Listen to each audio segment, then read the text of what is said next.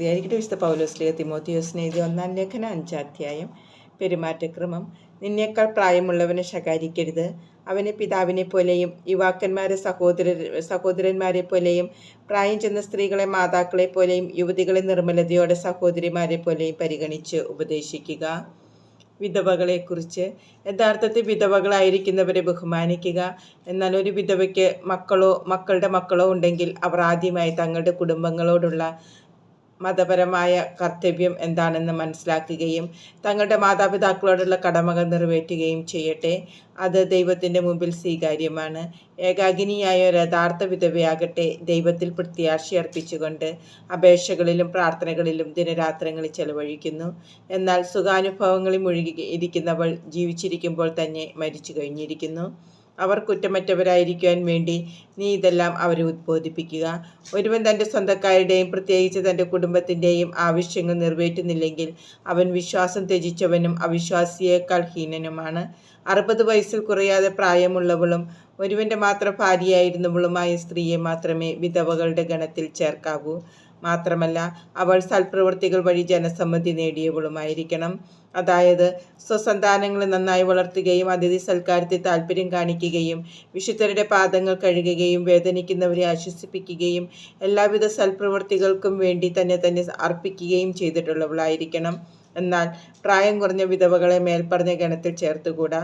കാരണം അവർ ക്രിസ്തുവിന് വിരുദ്ധമായി സുഖഭോഗങ്ങളിൽ മുഴുകി വിവാഹം കഴിക്കാൻ ആഗ്രഹിച്ചെന്ന് വരാം. അപ്പോൾ അവർ തങ്ങളുടെ ആദ്യ വിശ്വസ്തത ഉപേക്ഷിച്ചതുകൊണ്ട് കുറ്റക്കാരായി വിധിക്കപ്പെടും. കൂടാതെ അവർ അലസകളായി വീടുകൾ തോറും കയറിയിറങ്ങി നടക്കുന്നു. അലസകളാവുക മാത്രമല്ല അപവാദങ്ങൾ പ്രചരിപ്പിച്ചും മറ്റുള്ളവരുടെ കാര്യങ്ങളിൽ അനാവശ്യമായി ഇടപെട്ട അനുചിതമായ സംസാരത്തിൽ മുഴുകിയും നടക്കുന്നു. അതിനാൽ ചെറുപ്പക്കാരികളായ വിധവകൾ വിവാഹം കഴിച്ച അമ്മമാരായി വീട് ഭരിക്കണമെന്നാണ് ഞാൻ ആഗ്രഹിക്കുന്നത്. അങ്ങനെയായാൽ ശത്രുവിന് നമ്മെ കുറ്റപ്പെടുത്താൻ അവസരമില്ലാതാകും. എന്തെന്നാൽ ചില ആളുകൾ ഇതിനകം തന്നെ പിശാചിൻ്റെ മാർഗത്തിലേക്ക് വഴുതിപ്പോയിരിക്കുന്നു. വിശ്വാസിനിയായ ഏതെങ്കിലും സ്ത്രീക്ക് വിധവകളായ ബന്ധുക്കളുണ്ടെങ്കിൽ അവൾ അവർക്ക് വേണ്ട സഹായം നൽകണം, അല്ലാതെ സഭയെ ഭാരപ്പെടുത്തരുത്. അപ്പോൾ യഥാർത്ഥ വിധവകളെ സഹായിക്കുന്നതിന് സഭയ്ക്ക് കൂടുതൽ സൗകര്യം ലഭിക്കും. സഭാ നേതാക്കന്മാരെ പറ്റി. സഭയെ നന്നായി ഭരിക്കുന്ന ശ്രേഷ്ഠന്മാർ, പ്രത്യേകിച്ച് പ്രസംഗത്തിലും പ്രബോധനത്തിലും നിരന്തരം ഏർപ്പെട്ടിരിക്കുന്നവർ കൂടുതൽ ബഹുമാനത്തിന് അർഹരായി പരിഗണിക്കപ്പെടണം. ധാന്യങ്ങൾ ചവിട്ടിമെതിക്കുന്ന കാളയുടെ വായി നീ മൂടിക്കെട്ടരുത് എന്നും വേല ചെയ്യുന്നവൻ കൂലിക്ക് അർഹനാണ് എന്നും വിശുദ്ധ ലിഖിതം പറയുന്നു.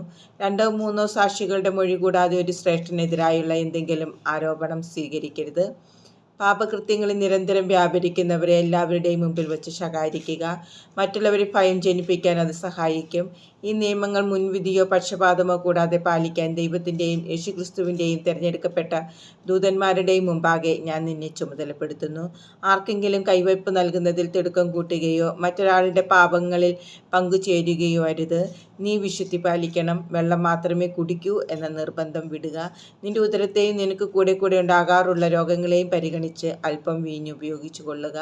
ചിലരുടെ പാപങ്ങൾ നേരെ ന്യായവിധിയിലേക്ക് നയിക്കും വിധം പ്രകടമാണ്. മറ്റു ചിലരുടെ പാപങ്ങളാകട്ടെ കുറെ കഴിഞ്ഞ് വെളിപ്പെടുകയുള്ളൂ. അതുപോലെ തന്നെ സൽപ്രവൃത്തികളും പ്രകടമാണ്.